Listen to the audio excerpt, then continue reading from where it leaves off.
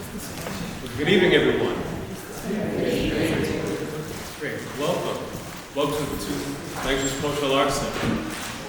My name is Ernest Jenkins, and I'm a member of the board of the Lancaster Society for Historical Preservation.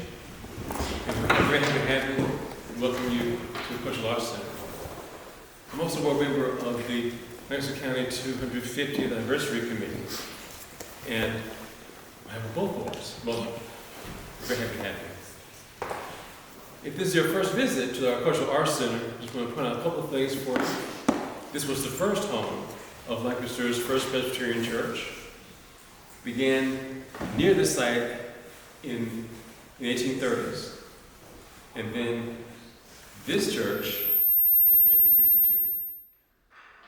And the church remained here from then until they moved in 1926. And after that, there were a couple of iterations of groups here. And within the last, it's been a little bit more than a decade, about 15, 20 years, we began refurbishing efforts and renewal efforts to restore the church, to make it livable and habitable, and that work has culminated in what you see before you now. So we are very, very happy to have you here. So again, welcome. It's also my great pleasure to introduce to you the co-chair for our Lancaster County 25th Anniversary Committee, Ms. Gina Bowman. Thank you. So the Lancaster 250 Committee, we are responsible for putting emphasis on the state historical sites in our county about the American Revolution, and we generally have programs several times a year. Our other programs this year is we'll be having a program on Buford's massacre from the Loyalist perspective in May, and that's going to be in the Buford community. And then on June 20th, we're going to have a happy birthday, 275th birthday for William Richardson Davey, and that's going to be at a church in Indian Land. And then the last weekend of September, we're hosting a Catawba and Cherokee American Revolution Symposium at USCL Lancaster. All of our events are available on our Facebook page and also in our distribution list. So if you're interested in joining our distribution list, you can send an email and we'll add that to you. So if you're interested, if you want to take out your phones, we will give you the email address. So I'll give you just a second if you're interested. So. There's also some SC250 information I brought in as you head out in the front desk as well. So our email address is Lancaster, LANCASTERSC250 @gmail.com. So that's LANCASTERSC250 @gmail.com. So if you will just email us your name and we'll have your email address and we'll just add you to our email distribution list. So we'll get to our program tonight. Our speaker is Bill Segars. He was born and has lived his entire life in Darlington County on a family farm that has been in his family since 1820 and was occupied by Union troops in 1865. In 2003, Bill began a quest to find 185 old church buildings in South Carolina that were built prior to the Civil War. Over the last 21 plus years, he has found over 900 old church buildings, 46 county courthouse buildings, and hundreds of beautiful old houses and public buildings throughout the state. In 2016, he co-authored a pictorial book featuring the 13 churches in South Carolina that were burned during the American Revolution. Along with researching these type of buildings, he is currently working with the South Carolina 250 Commission to recognize American Revolution-related sites, monuments, and historical roadside markers.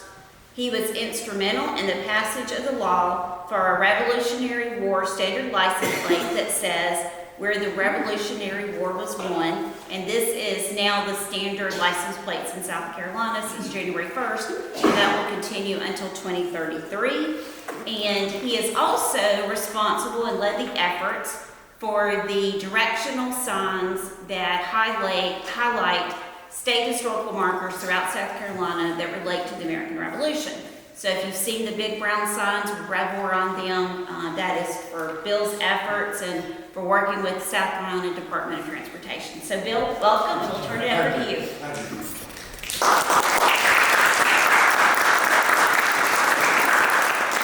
Well, I'm just pleased to be in this building.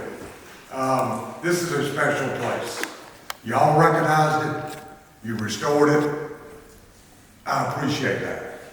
I know what all goes into restoring a building like this. I know the effort, I know the money. And so I appreciate y'all doing this. And I'm honored to be able to share with you a little bit that I've learned over these good many years of historical research. My background is in building construction. I kind of backed into Rev War research. I'm a contractor by trade, and we specialized in doing historic restoration. So when I say I know what you did here, I physically know people have paid me to do this. So I know the volume of money. But as Gina said, I started looking for old churches in South Carolina just because I enjoy church buildings and wanted to know more about the history of them, who built them, how were they built, who the architect was, how much did it cost, things like that. And like I said, the Rev War buildings, the colonial period buildings, really were not my favorite building, simply because a lot of them were gone, a lot of them were burned, and there wasn't much there to see. I could probably count, certainly on two hands, colonial churches that are still standing today. Many of those have been changed, but a lot of them do exhibit a lot of the same characteristics that they had in the early 1700s, mid 1700s even. So those were not my special interest. But when Jim Neal, and a lot of you may know Jim, met a lady tonight here that was a classmate of Jim. Jim's home church was the Waxhaw Presbyterian Church. And he approached me with the idea that he's had for a long time of putting together the 13 churches that were burned in the American Revolution. It was no secret, there's no whole lot of research needed to be done about which ones they were. Everybody knew which ones. Jim's idea was it just wasn't one book that told about each one. You would have to go to a lot of different sources to find out about the churches. There were not one book. So that's what Jim wanted to do, was put this one book together. And our other goal was, it's really not a textbook. You won't find it taught in any 4th or 8th grade classroom. We wanted it to be an enjoyable read, something that you could pick up, read about 2 or 3 churches, and put it down. But hopefully that's what we've been able to accomplish in that. Unfortunately, during the process of doing this research and writing, Jim got sick, got Parkinson, and I, quite frankly, I had the pictures, and that's what I told Jim I would furnish. I'd be glad to furnish you the pictures. But with Jim's condition, then I felt the need that I needed to kind of buckle down and do more research. And I'm sorry that Jim got sick, but on the other hand, I'm glad that I had the opportunity to do more in-depth studying about these buildings. Because in that I found out the true meaning of what our ancestors went through. I found out why they were so bent and determined for the liberty that we all enjoy today. I found out the true meaning of Christopher Gadsden's flag, "Don't tread on me." And I saw it exhibited in many of the churches that we were studying and looking into. You'll see as we start going through these churches why they were burned. Some were burned militarily, some were burned for beliefs, religion. Some were just burned out of just pure hatred. But it is important as we start this journey into looking more at churches that were burned in South Carolina. We understand the part that religion and politics, religion and government played together. And in colonial periods, they were very much intertwined together, even more so than today. The Church Act of 1704 established the Anglican Church as the Church of England. That would be the church for the colonies. In 1706, we started setting up parishes. These parishes were primarily around the Charlestown area.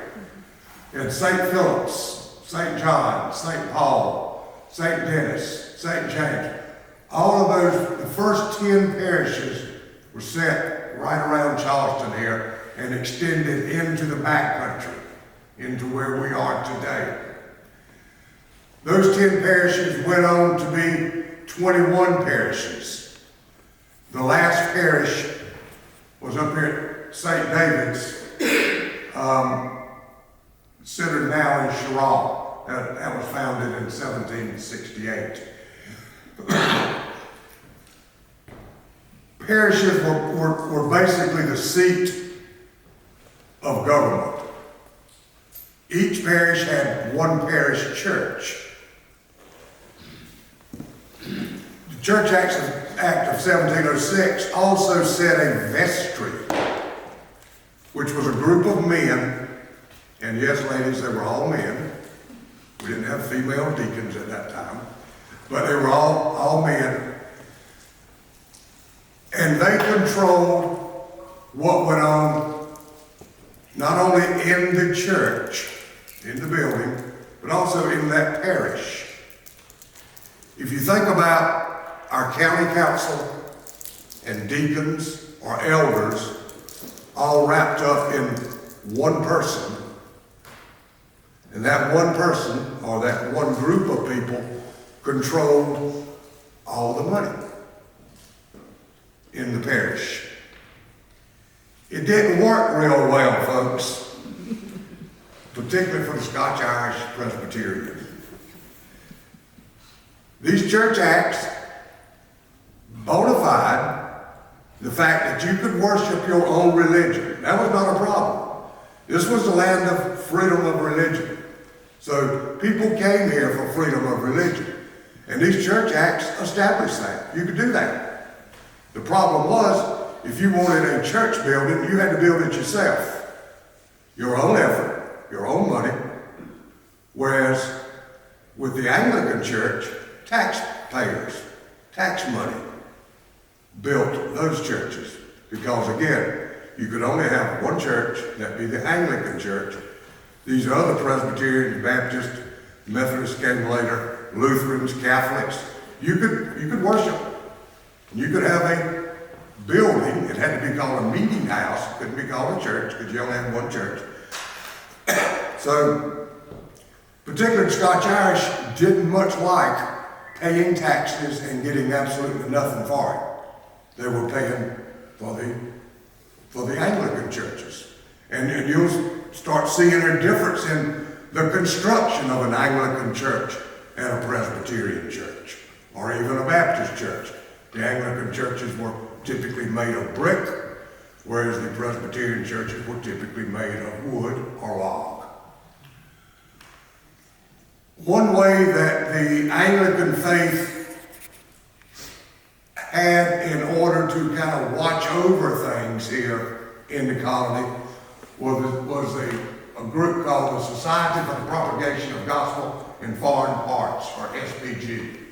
This symbol is over the door of St. James Parish, Goose Creek Church, down in Goose Creek, which was built in 1719. And this is a bird feeding her young. So this is the SPG, and she is taking care of her young here in the colony.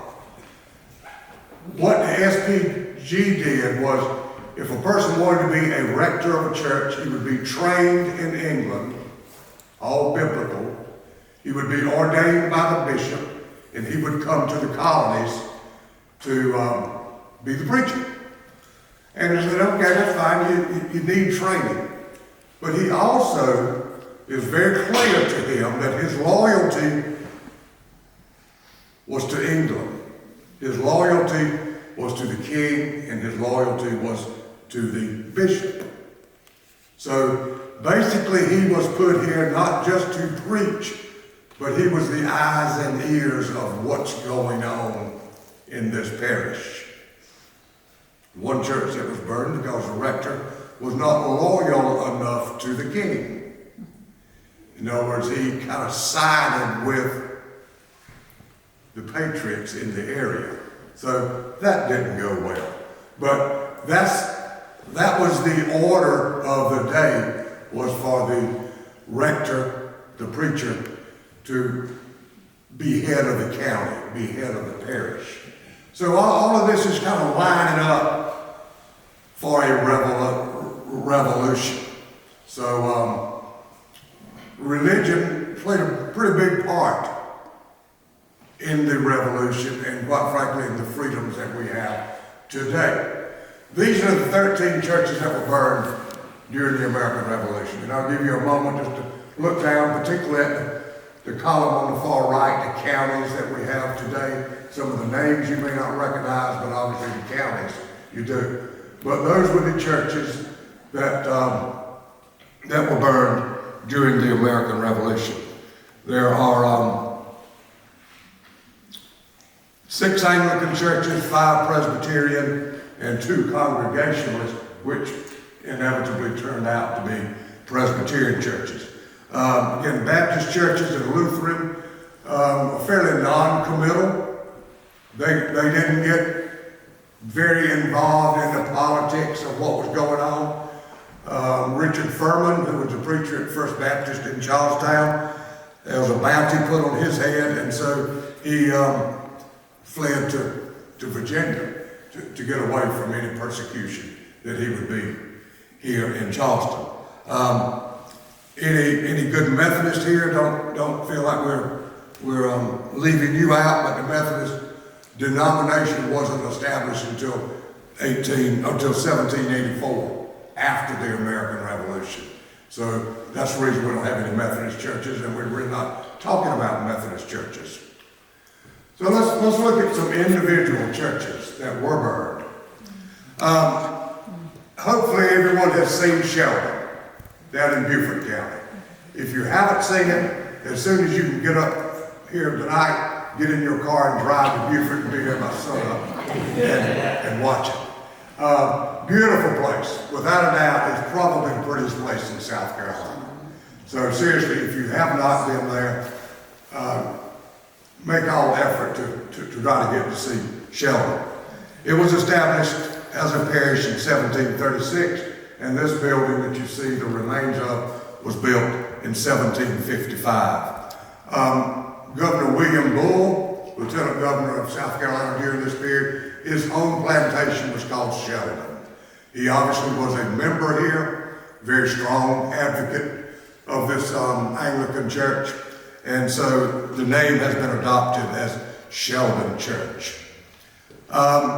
General Augustine Provost and his British soldiers were marching from Savannah, heading up to Charlestown in 1779, and came upon this church, and also a young loyalist there by the name of Andrew Devoe.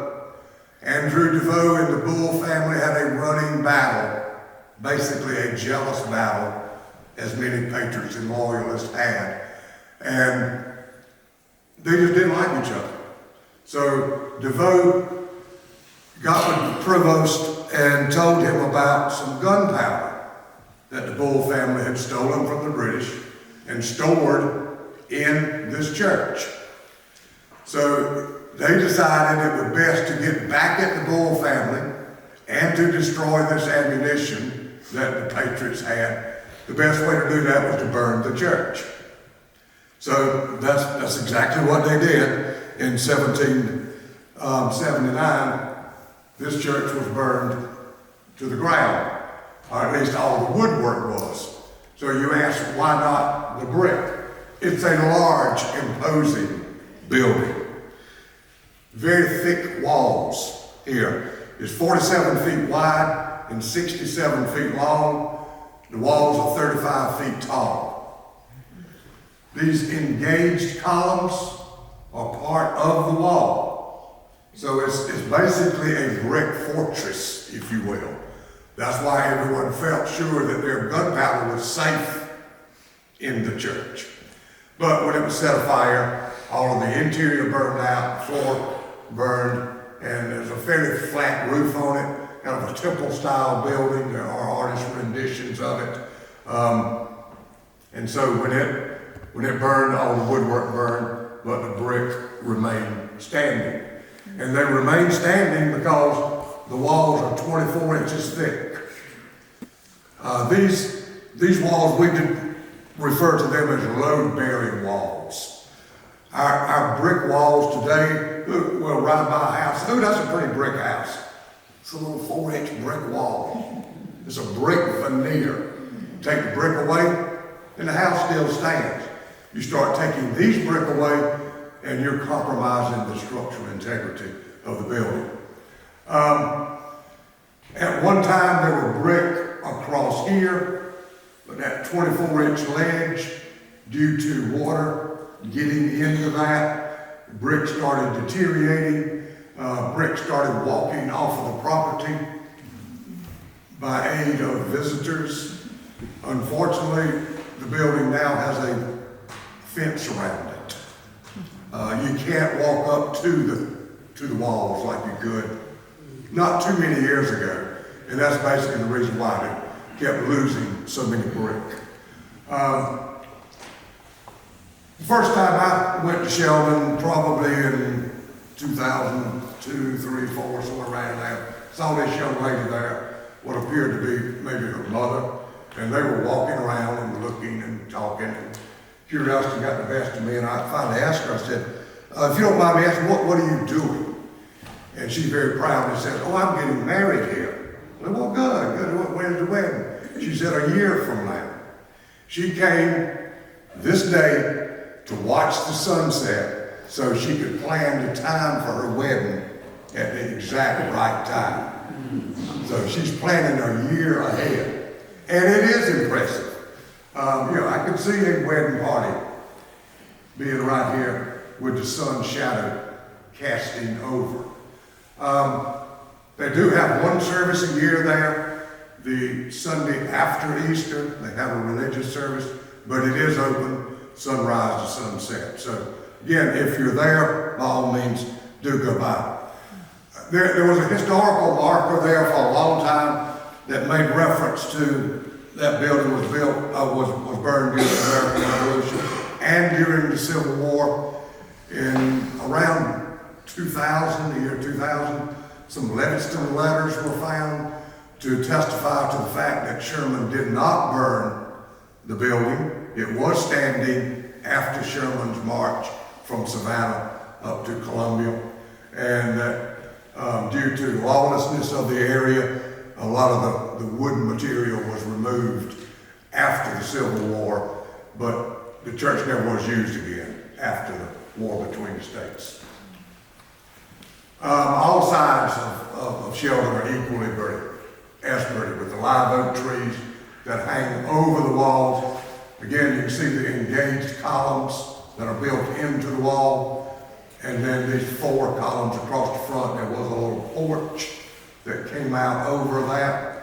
As well as I remember, those columns, again, are 35 feet tall, and there's some 4 feet in diameter at the bottom, and they're 32 inches in diameter up at the top, and they're solid brick from top to bottom, all the way up.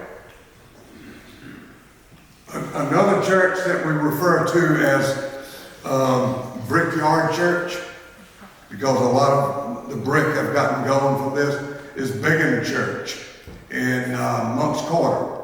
This was one of the 10 original parishes, 1706. This is the second building to serve that church as a parish church. This one was built in 1755. The first one was a wood frame building, and it burned by an accidental forest fire. But in 1761, is when this building was completed. It didn't last long because the British were, in 1780, only 20 years after it was finished, the British, kind of realizing things were not going real well, they needed to get their behind back to Charlestown, so they were leaving the Monk's Corner area, trying to get back to Charlestown, and they very quickly realized that they had more ammunition than they could carry back to Charlestown. Light Horse Harry Lee and Thomas Sumter were hot in behind them, chasing them out of Monk's Corner back to Charlestown. And so they put their extra ammunition into Biggin Church, set the building on fire, again, to eliminate those ammunitions falling in the hands of the patriots. So again, this is a casualty more of war than it is of belief or religion.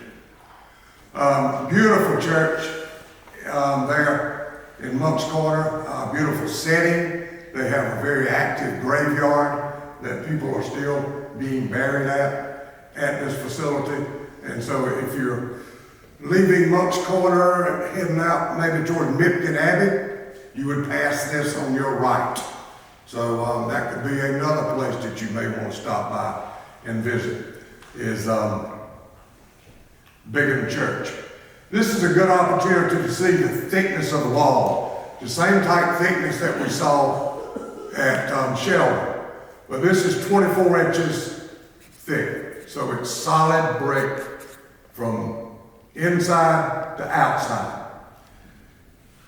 But notice the way these brick are turned. This is what we recognize as a brick. That looks like a half brick. That's a full brick there. These brick are laid in this manner for a purpose. If the wall is 24 inches thick and the brick is 4 inches, then that's 6 walls to make up a 24-inch wall. If you were to lay 6 walls 35 feet tall, they'd all fall apart. There's no way to bond them together other than the way the brick are laid.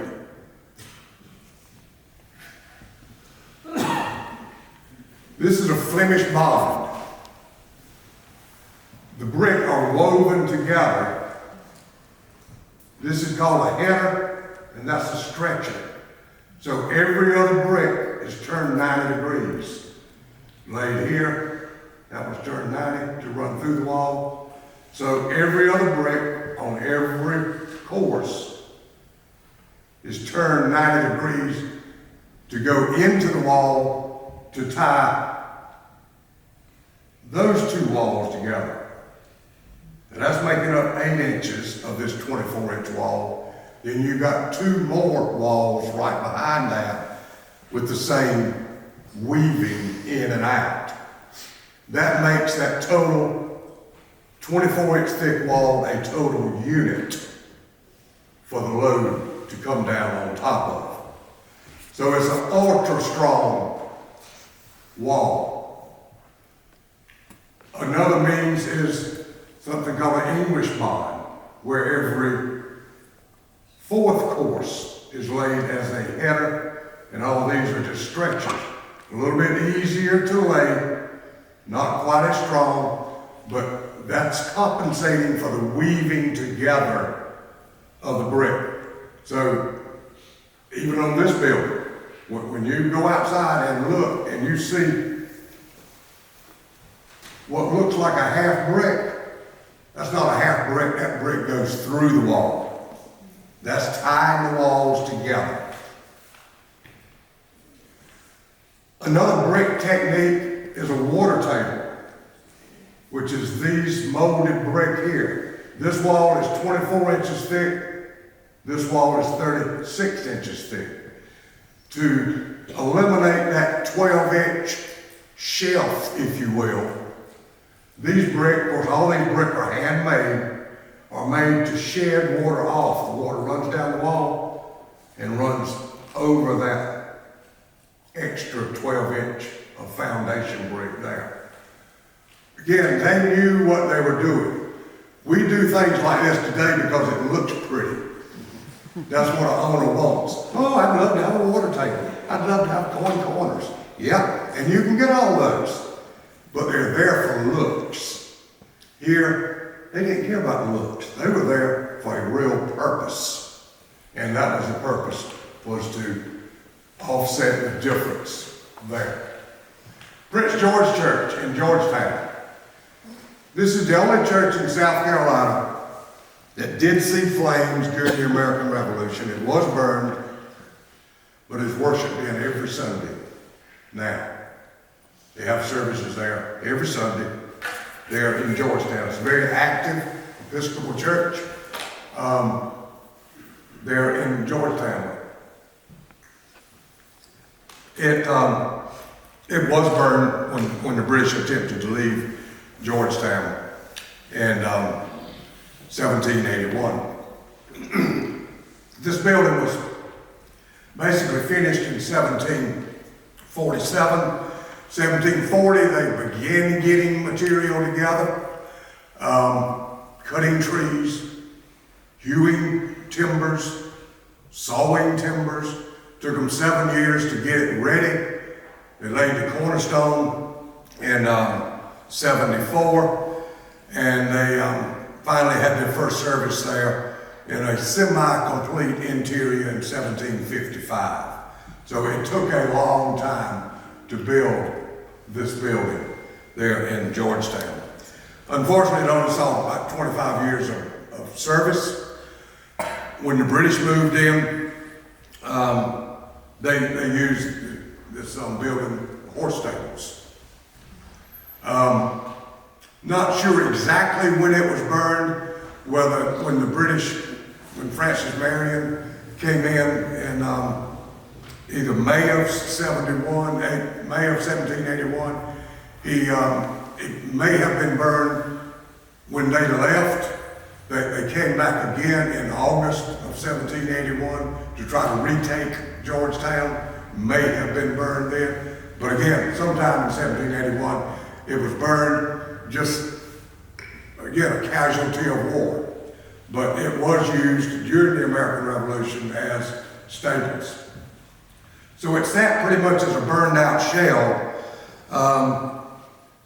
until 1788, well after the war was over. At that time, then they did start to renovate and also to add on. The original 30 by 60 building was from this gable end to that gable end. Then when they started the reconstruction, they added the bell tower here and the chancel area on the back. But most of what we see today on the interior is a result of the 1824 when it was finally completed in the renovation and addition of the interior of the church. All of the woodwork, any woodwork you see in it was added before 1824. The windows were 1824. The chancel window was a result of that. Windows were unique in this period of time. We could do about everything that we needed to do. We could make brick from local clay. We had plenty of timber. We could do wrought iron for nails, wrought iron for straps. Could not make glass. Any glass that was used in a building in that period of time had to be bought. Typically from up north, or heaven forbid you had enough money for stained glass, that came from England. We just could not make glass. Didn't have the natural properties nor the knowledge to make glass here in most all the colonies, certainly in the South. But, so a building that had glass in the windows, there was some money there, like tax money. But the windows are 1824 addition to the building. These are box pews. The Anglican faith and some of the Presbyterians rented pews. The pews either were slip pews with doors or these box pews. If you can imagine, of course, without the carpet, without the soft cushions, here's the door right here, and the pulpit is this way in this picture. These box pews serve several purposes. A family unit would rent that pew. In other words, that's where the family sat, was in this box right here. That family would bring, in the wintertime, they'd bring their heat with them in the fact of hot drinks in a metal tub. They would put their bucket or buckets here that would warm their family unit up. This family would bring their buckets, warm their family up, same here, same there, same across the aisle. You get a full church with a lot of hot brick and probably a lot of hot air, you had a warm church. So that was a reason for a box pew. The reason that I like the most is there was a seating order for where people sat. Oops. Again, the pulpit's here, the father would sit here, the mother would sit here, the oldest child, next oldest child, right on around to the youngest child would sit here with back to the preacher, because he really didn't care what the preacher was saying. But most importantly, the father could look right at the youngest child as he looked at the preacher, keeping an eye on that child and making sure that child behaved himself or person. So there was an order for why these people sat where they sat. I've gone to services at this church and at other churches, and I'm always real careful on where I sit. Because I know some of the hierarchy in these churches, they have special seating. Even today, at our Baptist churches and Presbyterian, we just don't sit in a certain pew because Aunt Sally always sits there. Well, in this time period, Aunt Sally paid for that pew. That's the reason she sits there. But today, we just know don't sit there because we know who does typically sit there. Most people are glad to see a church building like this. Many people are glad to see the inside of it, because that does tell a lot more about the building than just looking at the outside.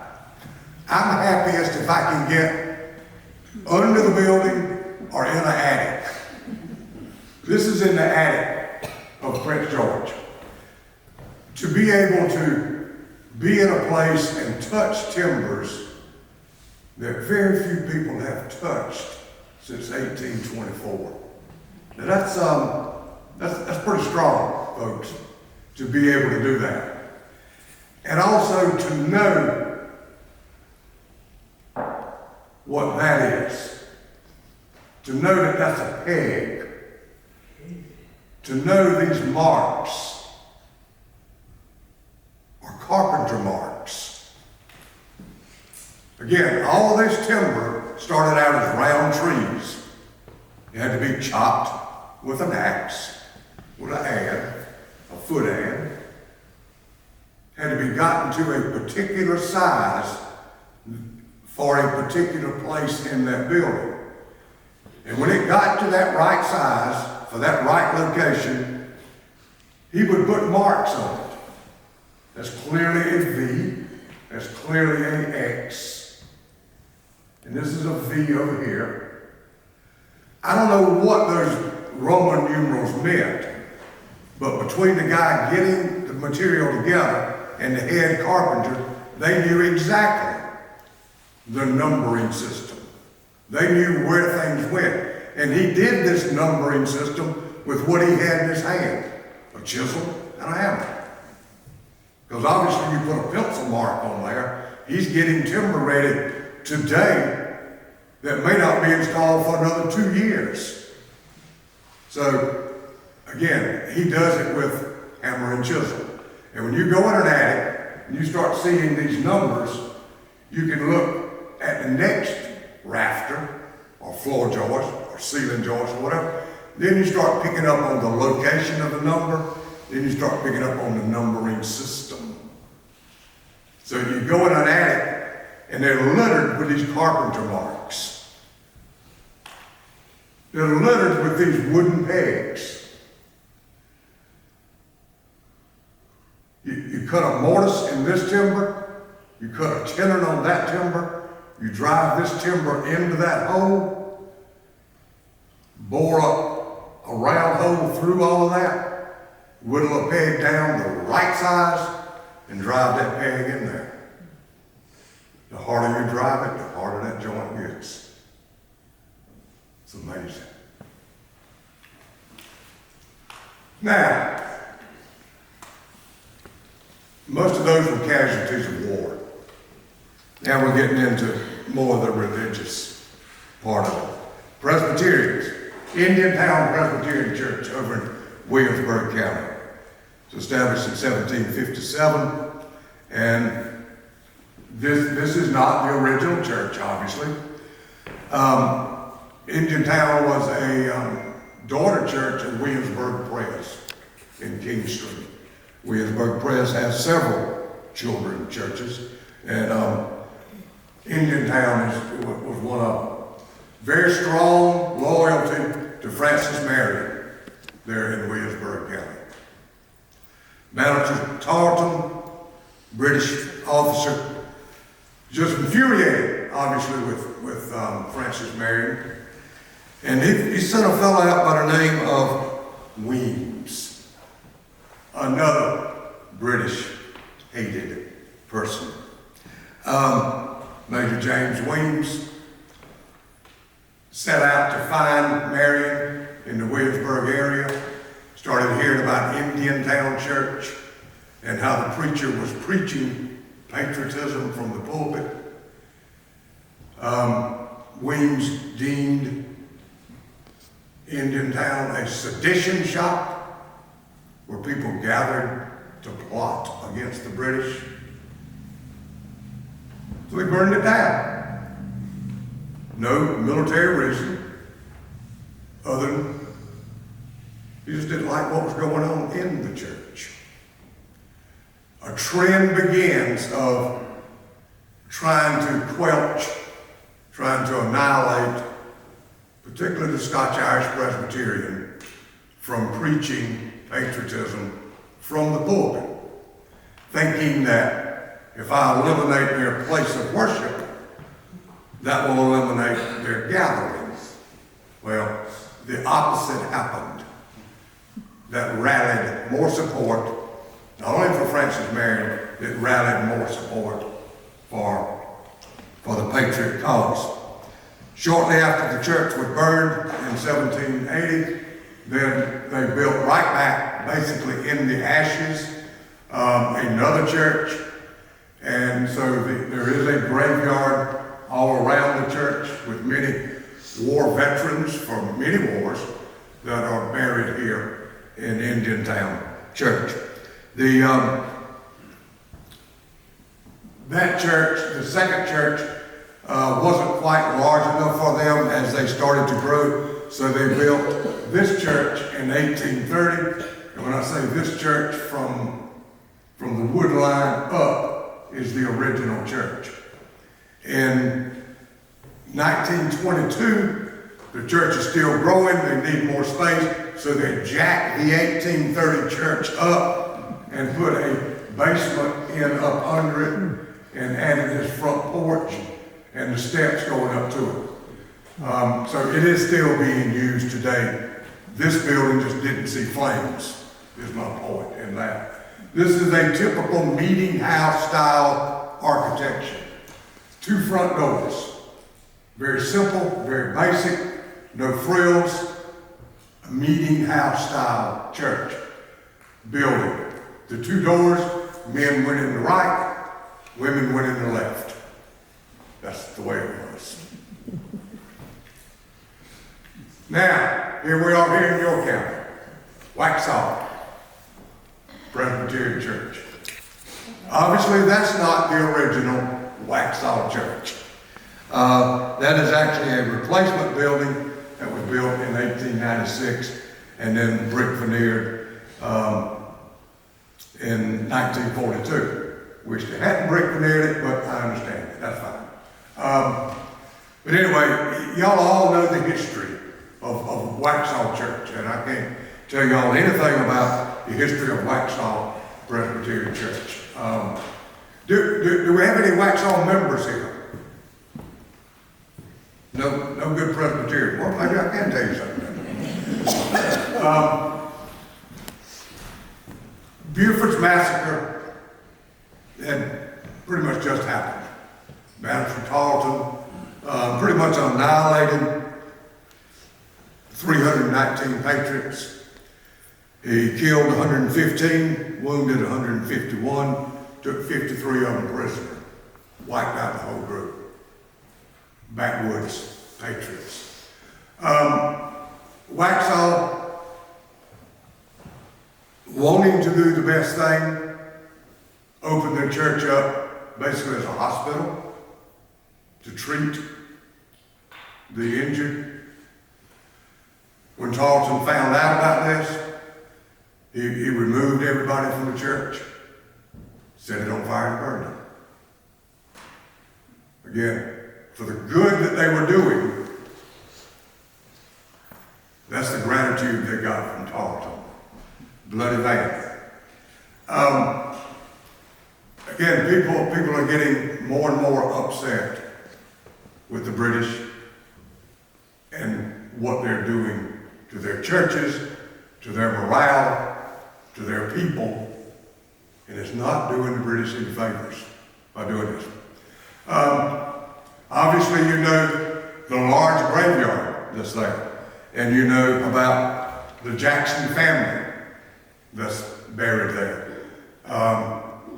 Andrew Jackson is not buried there. His father and brothers are buried there. His mother is not even buried there. She died in Charleston, and that's where she's buried. May even be up under a parking garage. But there is a monument outside of that parking garage, and several more in and around Charlestown. But Jackson was a very strong, that family, very strong family there at Waxhaw Presbyterian. Andrew Jackson left here, went and signed up at like 13 or 14 years old, was captured in Camden, my neighboring town, and was held in prison there for some period of time until he was able to get away from the British there. The other church up in this area, this is actually over in Chester County, which proved to be a kind of interesting find. Out of the churches that Jim wanted to highlight in his book was, this one was the only one that I had not been to, so I had to find it. And even that was a challenge in the fact that there's a couple of different locations that it could be.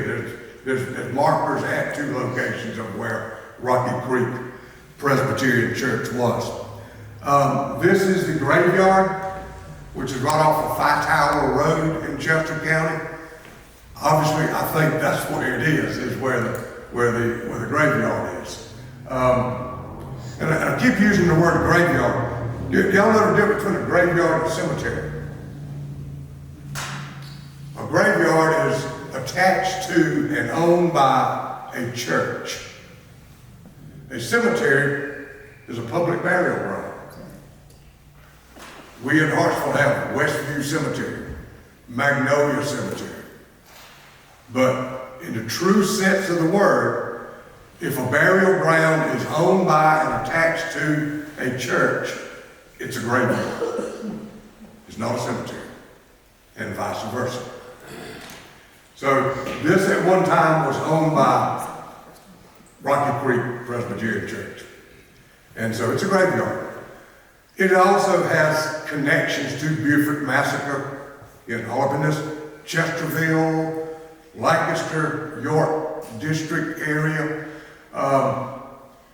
William Martin, who was the preacher at Rocky Creek at the time, got infuriated with the burning of Waxhaw.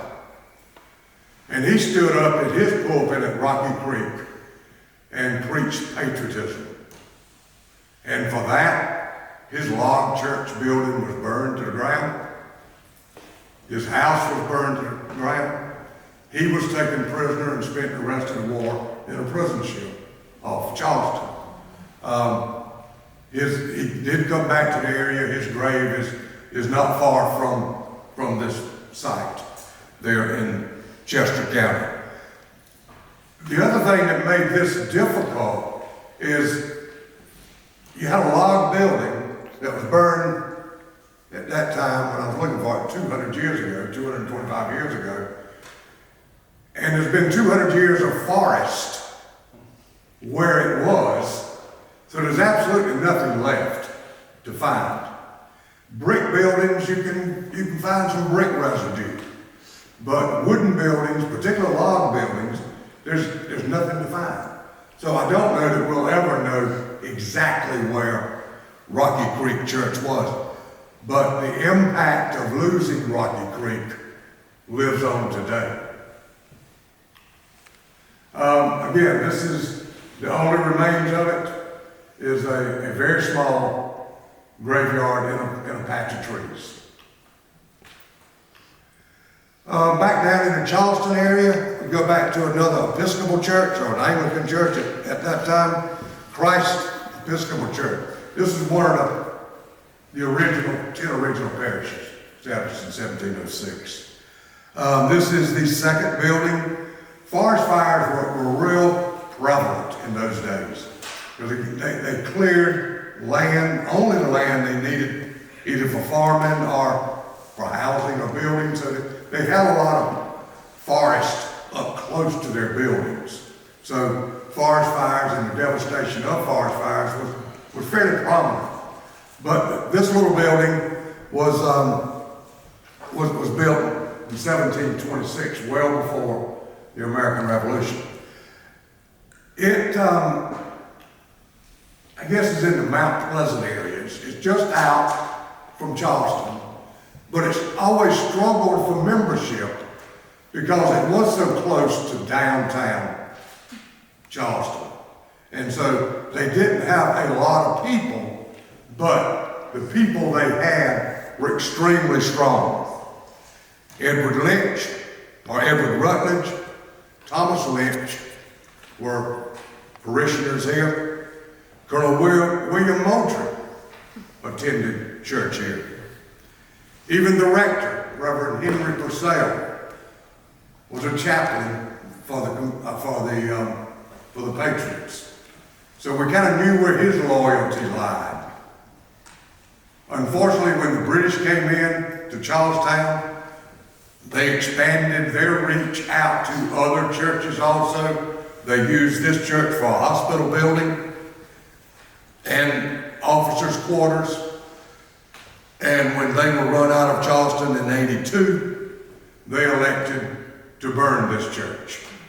Now, why they burnt it, the war was over. Whether they burnt it just out of meanness or maybe some of those names that were very strong in the American Revolution, very instrumental in the American Revolution. Out of spite for them, they may have burned this building. Again, we don't know the mindset of these people as they left in defeat. It was built back, again, with these brick buildings. All you gotta do is put the wood back, and then you got a building again. So that's what they did. They built it back, put a new roof on it, got new pews, new altar, and began worshiping it in again. Again, along comes the war between the states. And this one, the same did befall it. It was burned after the war between the states. But again, think about all the hurricanes and tornadoes and earthquakes that have happened in this area. For this little building to still be standing. It is not used on a regular basis. Christ Episcopal is a very active congregation. They worship in a nice new building. I feel sure they use this one from time to time. I've never been inside, I don't know. But it is right up on Highway 17, north of Mount Pleasant. Another one up in my area that I want to show you. This is a replacement building of St. Mark's Episcopal Church. And this is a good example of the rector not doing what the bishop wanted him to do. St. Mark's was a very large landmass area. And this is either the fourth or the fifth church to serve that parish. They could have had, they divided the parish up into Upper and Lower St. Mark's at one time. So they had a parish church in both of those. So this is the fourth main parish church to serve it.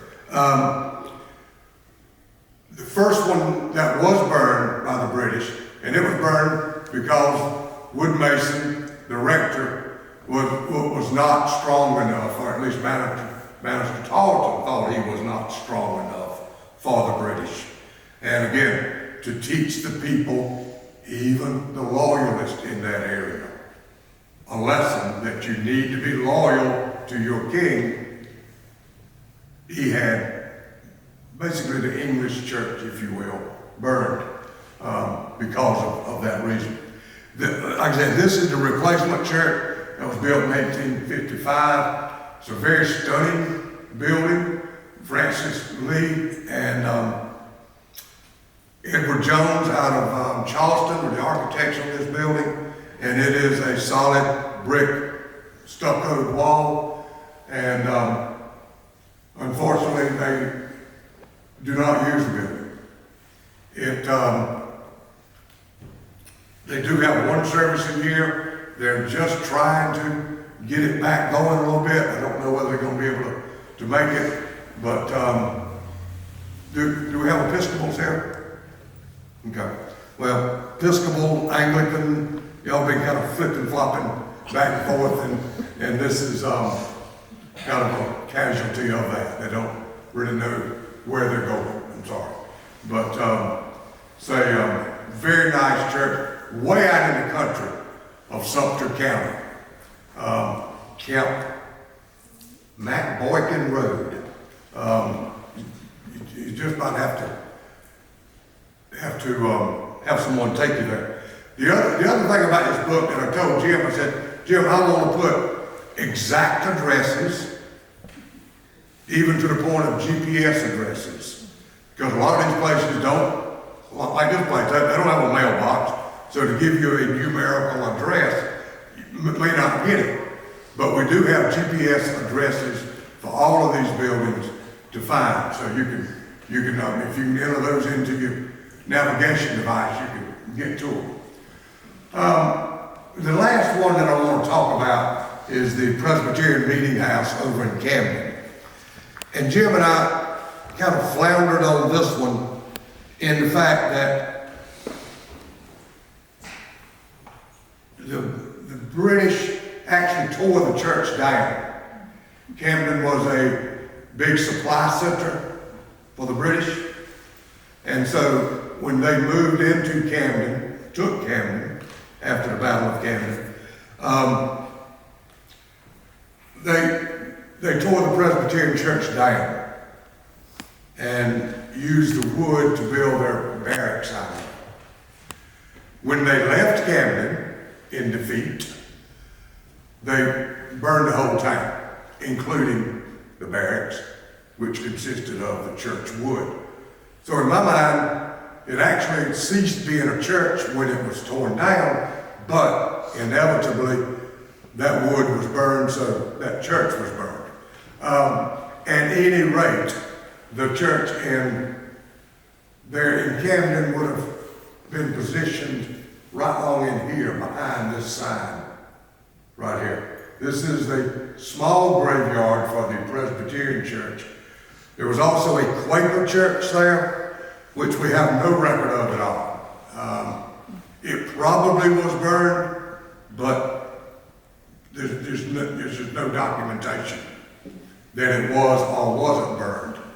So, and all of this is across the main highway from the Welcome Center and from historic Camden. So if you're back, or when you're back at historic Camden or the Welcome Center, do go across 601 and go down Church Street and pay a visit to the site of the old Presbyterian meeting house. Also, pay your respects to these tombstones right here. Those are the 12 patriots that were exhumed from Camden battlefield 2 or 3 years ago. The idea originally was to have them reinterred back in on the battlefield in the exact same place where they came out of the ground. That didn't work out too well. Department of Defense got involved, and they would not allow these bodies to go back into the ground on the battlefield without knowing who they were. Obviously don't know who they were, and it really got kind of ugly there for a while. The only way, the Department of Defense wanted them to go to the Fort Jackson National Cemetery. The only way that any of the powers to be would do was to designate this little area right here as a national cemetery. So this is where the 12 patriots that were exhumed from the Camden battlefield are reburied. Is these 12 tombstones right here. So do stop by, pay your respects to those. In my mind, there's no fitting. Yeah, the original people with this idea wanted them to go back to the battleground. I respect that. But there's no more suited place than where the Presbyterian Meeting House Church used to stand. These bodies now lay pretty much in the footprint of that building. So I think that's pretty impactful and pretty powerful. But these are the 12 old stones. There were actually 14 bodies exhumed. One was a British officer. He was reburied with honors back on the battlefield. Then there was one loyalist who was a Native American. Once the DNA came back as Native American, he was taken off to a tribe. I don't know. I don't know where he is. So he is in a box with the tribe somewhere. I do want us to close today by looking at St. Andrew's Parish. This is the oldest church in South Carolina, built in 1706, just outside of Charleston. It was spared destruction during the American Revolution. Beautiful little church there, outside of Charleston. But think about the cruciform style of this building, the Latin cross. Think about the part that religion played in the freedom that we have today. I think it played a pretty strong part. That the freedoms that we have today are based on religious beliefs that we all grew up having. So, any questions on architectural buildings, or I can talk about that. I have Bobby Walker here tonight, and he'll talk about the Rev War part of it. I noticed you didn't mention Fishing Creek Church in Chester County. Yeah, that was burned. it's in the book. I will have to say that some of the replacement buildings get a bit harder to talk about than the original colonial period buildings that are there. And so, but yes, we do talk at length about the action there at Fishing Creek and the replacement building that's there in the book. Dorchester, White Meeting House, there's several more that were burned, that are in the book that we just didn't talk about tonight. But I appreciate you acknowledging that, and really everyone up this way. Chester, Backwoods, Presbyterian, the Anglican, those were unfortunate, but those churches being burned didn't have the impact on the outcome of the American Revolution as the churches in the backcountry had when they were lost. And their preachers when they were lost. The Reverend Martins that preached, even over at Catholic Church, had a tremendous impact on the outcome of the American Revolution. And so, any of you have ancestors of those? Thank you. Any other questions? I do have books at $25 a piece, and